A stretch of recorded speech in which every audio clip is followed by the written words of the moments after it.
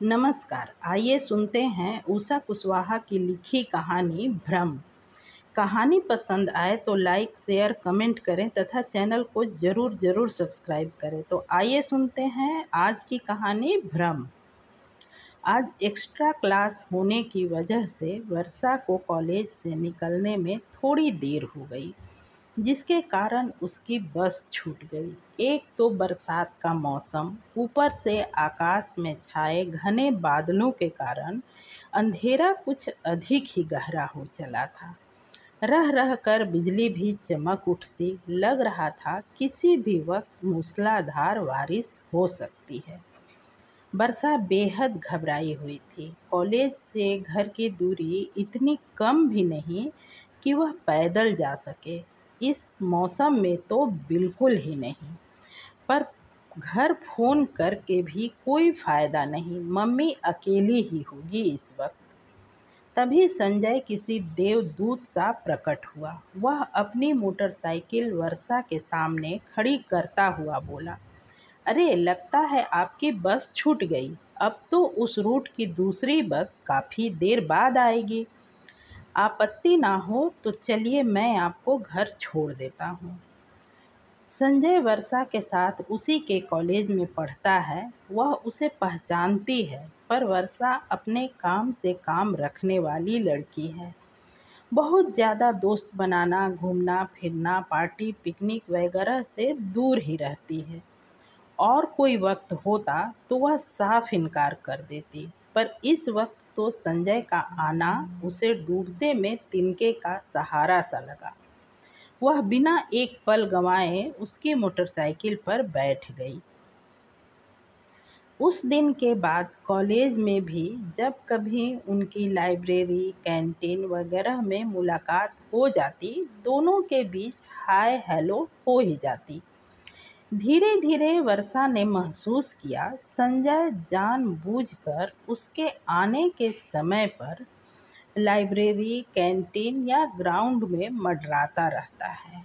वर्षा को उसका इस तरह घंटों इंतजार करना अच्छा लगने लगा। कभी कभी वह जानकर देर से पहुंचती और तब संजय को अपने इंतजार में पाती। ऐसे में उसका मन एक बेहद मीठे, मधुर, सुखद एहसास से भर जाता। अब तो हर जगह हर वक्त स्वयं उसकी नज़रें संजय को तलाशती रहती।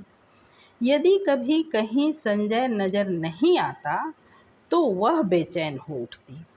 कॉलेज तो क्या, घर में भी वर्षा हर पल संजय की यादों में ही खोई रहती।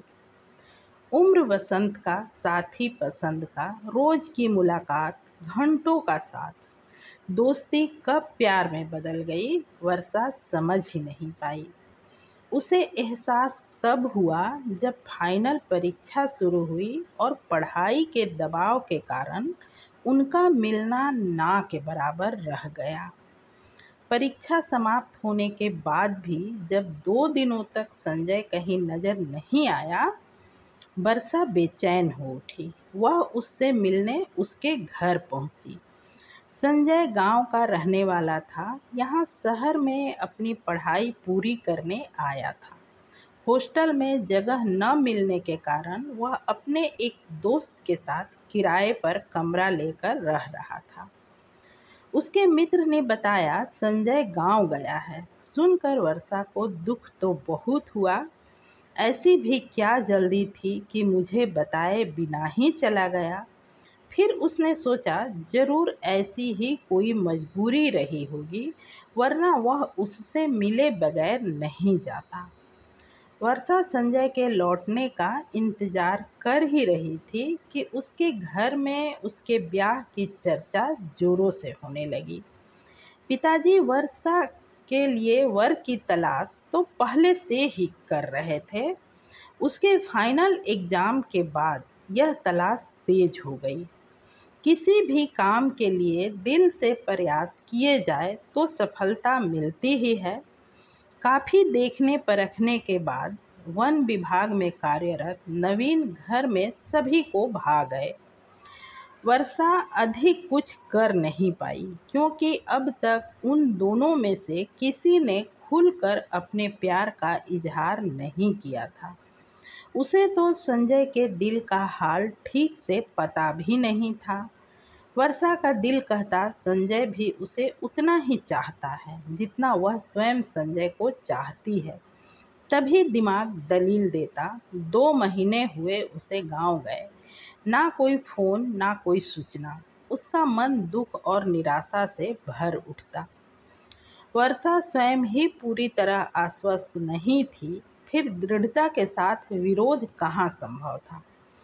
सशंकित मन और आशंकित स्वर में किया गया उसका विरोध मम्मी पापा के सामने अधिक देर ठहर नहीं पाया। सगाई के दिन वर्षा ने नवीन को देखा तो वह उसे बिल्कुल पसंद नहीं आया। शादी 2 महीने बाद होनी थी। वर्षा मन ही मन संजय से नवीन की तुलना करती। संजय के हीरो जैसे सजीले रूप के आगे नवीन का सीधा सरल गंभीर व्यक्तित्व उसे गौण लगने लगता और वह उदास हो जाती। वर्षा अपने को संजय के आकर्षण से मुक्त नहीं कर पा रही थी। तभी एक दिन उसकी सहेली ने बताया, संजय गांव से आ गया है और उसने तुम्हें मिलने के लिए नेशनल पार्क में बुलाया है। वर्षा खुशी से पागल भागती हुई संजय से मिलने पहुंची। उसे देखते ही वह अफसोस भरे लहजे में बोला, मुझे माफ़ कर दो वर्षा, मैं तुम्हें बताए बगैर ही गांव चला गया। माँ की बीमारी की खबर से मैं घबरा गया था। मैं तो डर रहा था कि तुम मुझसे मिलने आओगी भी या नहीं, पर यहाँ आकर तुमने यह साबित कर दिया कि तुम भी मुझे चाहती हो। I love you Varsha, I love you. मैं तुमसे बहुत प्यार करता हूँ, संजय ने प्रसन्नता भरी आवाज़ में कहा। ओह संजय, तुमने बहुत देर कर दी, बहुत ही देर, गहरे अफसोस के साथ वर्षा ने कहा। पर हुआ क्या और तुम इतनी दुखी क्यों हो? मुझसे बहुत बड़ी भूल हो गई संजय, बहुत बड़ी भूल। ऐसा क्यों कह रही हो वर्षा, हुआ क्या है? आशंकित स्वर में संजय ने सवाल किया।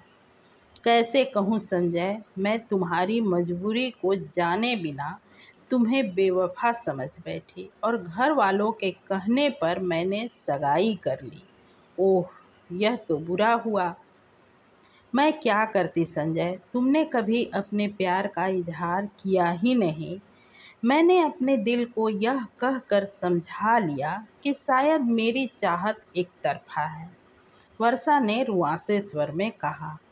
तो अब मुझे माफ़ कर दो संजय, मैं तुमसे प्यार करती हूँ, तुम्हारे साथ जीना चाहती हूँ। कहते हुए वर्षा रो पड़ी। संजय कुछ पल खामोश किसी गहरे विचार में खोया रहा। उसके चेहरे के रंग तेजी से बदलते रहे। वर्षा सिसकियां ले लेकर रोती रही। अंधेरा पूरी तरह घिर आया था। संजय वर्षा के गाल पर लुढ़क आए आंसुओं को साफ करने लगा तो वर्षा उसके कंधे पर सिर रख जोर से सिसक पड़ी। संजय ने उसे बाहों में कस लिया, फिर धीरे से बंधन ढीला करता बोला, वर्षा, तुम्हारी सगाई हो चुकी है। हमारा इस तरह पब्लिक प्लेस में मिलना उचित नहीं।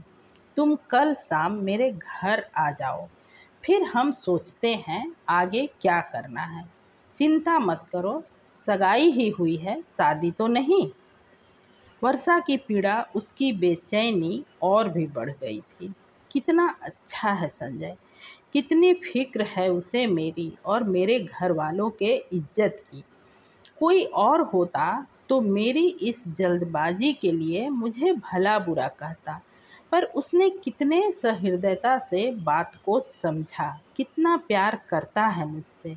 कैसे जी पाऊंगी मैं उससे जुदा होकर। नहीं नहीं, मैं नवीन से शादी नहीं कर सकती।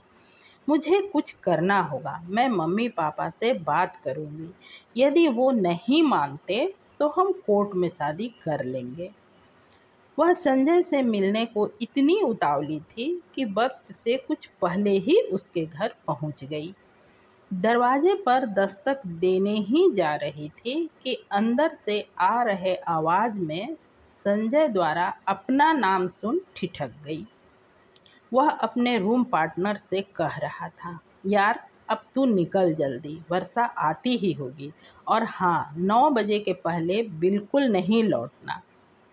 संजय, तू ये ठीक नहीं कर रहा यार, उसकी सगाई हो चुकी है और तू उसके साथ। अबे तू बोर मत कर यार, मैं कहाँ रोक रहा हूँ, जिससे सगाई हुई है शादी भी उसी से करे, पर कुछ घंटे मेरे साथ गुजारने में हर्ज ही क्या है। मैं तुम्हारी इस कुछ घंटे साथ गुजारने का अर्थ अच्छी तरह समझता हूँ, और तुझे क्या लगता है तेरी इस बात के लिए वो मान जाएगी? तू भी ना बिल्कुल बुद्धू राम है। ऐसी चीज़ों के लिए लड़कियों को मनाना पड़ता है, और यदि फिर भी काबू में ना आए तो।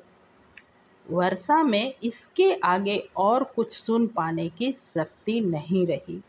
उसे लगा मानो कान में किसी ने पिघला हुआ शीशा डाल दिया हो।